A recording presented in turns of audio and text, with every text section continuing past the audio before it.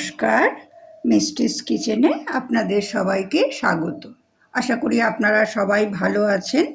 আজ আমি বানাবো নারকোল নাড়ু।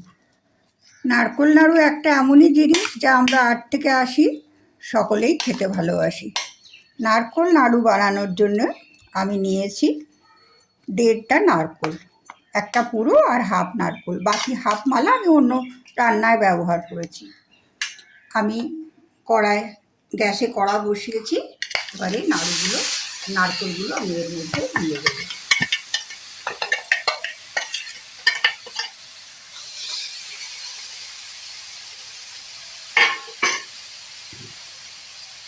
এটাকে দিয়ে আঁচ কমিয়ে আমি এটা আস্তে আস্তে নেড়ে নেড়ে তৈরি করবো। এর মধ্যে আমি দেবো কিছুটা গুড়। এর আগেও আমি অনেক নাড়ু বানিয়েছি, চিনির নারকেল নাড়ু, গুড়ের নারকেল নাড়ু, সুজির নাড়ু, এবং আপনাদের থেকে প্রচুর সাপোর্ট এবং ভালোবাসা পেয়েছি। আজ আমি বানাবো গুড় এবং চিনি মিশিয়ে নাড়ুটা, অর্ধেক গুড় এবং অর্ধেক চিনি।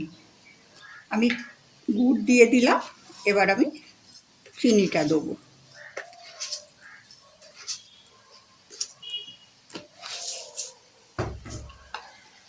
এবার এটাকে এরভাবে অল্প আঁচে আস্তে আস্তে নেড়ে নেড়ে পাকটা করতে হবে।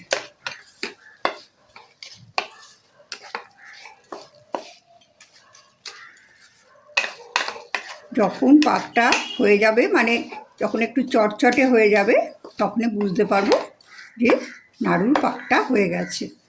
এখন এইভাবে আস্তে আস্তে নেড়ে নেড়ে এটাকে করে যেতে হবে, সমানে নাড়িয়ে যেতে হবে, এবং আঁচটা আমি একদম মাঝারি রেখেছি। বেশি জোরে করলে তলাটা পুড়ে যেতে পারে। এভাবে এখন আমাকে নেড়ে নেড়ে এটাকে বানাতে হবে।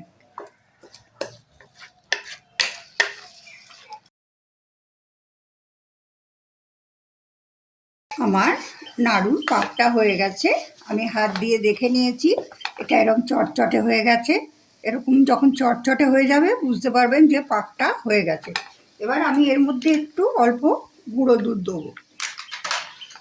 গুঁড়ো দুধটা সম্পূর্ণ অপশনাল, আপনারা চাইলে দেবেন, না চাইলে দেবেন না, কিন্তু গুঁড়ো দুধটা দিলে একটু খেতে বেশি ভালো লাগবে। গুঁড়ো দুধটা দিয়ে আমি এটাকে আবার একটু এভাবে নেড়ে নেব। আমি আঁচটাকে একদমই কম করে রেখেছি, কারণ পাকটা হয়ে এসছে, নারকেলগুলো অনেক শুকিয়ে এসছে। এ সময় আঁচ জোরে রাখলে পুড়ে যাবার চান্স খুব বেশি। এবার আমি ওপর থেকে 2টো এলাচ দিয়ে দেবো। এলাচগুলোকে ফাটিয়ে আর আমি দিয়ে দেবো এর মধ্যে। এলাচটা দিলে একটা বেশ সুন্দর গন্ধ হবে।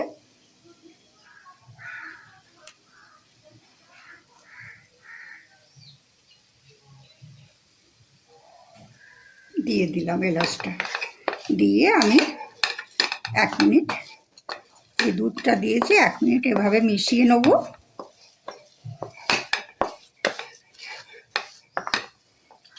মিশিয়ে নিলেই আমার নারকেল নাড়ু পাকটা তৈরি হয়ে যাবে।